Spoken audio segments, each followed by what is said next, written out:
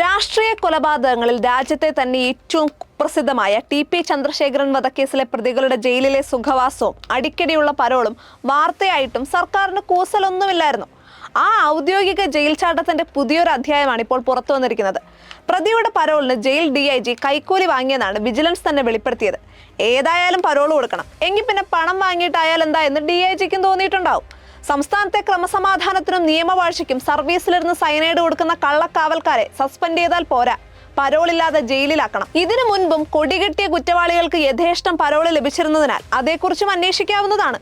Party സംവിധാനം ഉപയോഗിച്ചല്ല. അവിശ്വസനീയമായ അഴിമതി കഥകളാണ് ജയിൽ DIG വിനോദ് കുമാറിനെതിരെ വിജിലൻസ് വെളിപ്പെടുത്തിയത്. TP വധക്കേസിൽ ശിക്ഷിക്കപ്പെട്ട കൊടിസുനിയുടെ ബന്ധുവിൽ നിന്ന് ഗൂഗിൾ പേ വഴി കൈക്കൂലി വാങ്ങിയെന്നാണ് വിവരം. പരോളിനും പരോൾ നീട്ടി നൽകാനും ജയിലിൽ സൗകര്യങ്ങൾ ഒരുക്കാനുമൊക്കെയായി 8 തടവുകാരുടെ ബന്ധുക്കളിൽ നിന്ന് 1.8 ലക്ഷം രൂപ വാങ്ങിയത്രേ. ഭരണ നേതൃത്വവുമായി അടുപ്പമുള്ള ഇദ്ദേഹം ജയിൽ സൂപ്രണ്ടുമാരെയും മറ്റു ഉദ്യോഗസ്ഥരെയും വിരട്ടി കാര്യങ്ങൾ നടത്തുമായിരുന്നു. വിയ്യൂർ ജയിലിലെ തടവുകാർക്ക് സൗകര്യങ്ങൾ ചെയ്യുന്നതിനായി വിരമിച്ച ഉദ്യോഗസ്ഥനെ ഏജന്റ് ആക്കിയെന്നാണ് വിവരം. വിനോദ് കുമാറിന്റെ അനധികൃത സ്വത്ത് സമ്പാദനവും അന്വേഷിക്കും. സ്ഥിരമായ ജോലിക്ക് ഹാജരാകാത്തതിന് കണ്ണൂർ ജയിലിൽ സൂപ്രണ്ടായിരുന്നപ്പോൾ ഇദ്ദേഹം സസ്പെൻഷനിലായിട്ടുണ്ട്. വകുപ്പ് തല അന്വേഷണങ്ങളെല്ലാം ഒതുക്കി 1ാം പിണറായി സർക്കാരിന്റെ കാലത്ത് DIG ആയ വിനോദ് കുമാറിനെ ജയിൽ ആസ്ഥാനത്ത് നിയമിച്ചു.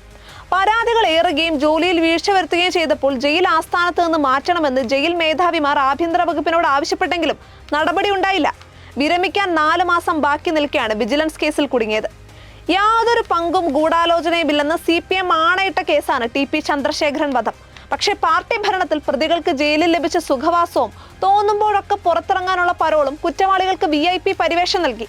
2024 ഡിസംബർ മുതൽ ജൂലൈ 21 വരെയുള്ള 7 മാസത്തിനിടെ 3 തവണയായി കൊടിസുനിക്ക് 60 ദിവസത്തെ പരോൾ അനുവദിച്ചു. പുറത്തിറങ്ങി കുറ്റകൃത്യങ്ങളിൽ ഏർപ്പെടുന്നുണ്ടെന്ന സ്പെഷ്യൽ ബ്രാഞ്ച് റിപ്പോർട്ടും തടസ്സമായില്ല.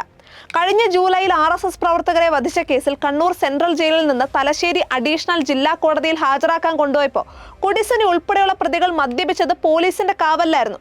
ജയിലിൽ സ്വന്തം ഫോൺ ഉപയോഗിച്ചതും വിവാദമായിരുന്നു. പക്ഷേ ആ വിവാദ ബോംബുകളെയൊക്കെ പാർട്ടി നേതാക്കൾ വെറും പടക്കങ്ങളാക്കി മാറ്റി. ഇത്തരം പ്രോത്സാഹനങ്ങളാണ് പഞ്ചായത്ത് തെരഞ്ഞെടുപ്പ് തോൽവി പോലും അംഗീകരിക്കാനാകാതെ ഇന്നും വടിവാൾ പരേഡ് നടത്തുന്ന അടിമകളെ വളർത്തിയത്. ഈ രാഷ്ട്രീയത്തിന്റെ രുചി അറിഞ്ഞവരാണ് കാക്കിക്കുപ്പായമിട്ട് കാശ് വാങ്ങി പരോൾ വിതരണം ചെയ്യുന്നത്. ഈ സർക്കാർ അധികാരത്തിൽ വന്നതിന് ശേഷം 828 പോലീസുകാർ ക്രിമിനൽ കേസുകളിൽ ഉൾപ്പെട്ടെന്നും 8 പേരെ പിരിച്ചുവിട്ടെന്നും ആഭ്യന്തര വകുപ്പിന്റെ ചുമതലയുള്ള മുഖ്യമന്ത്രി നിയമസഭയിൽ പറഞ്ഞത് 2022 ഡിസംബറിലാണ്.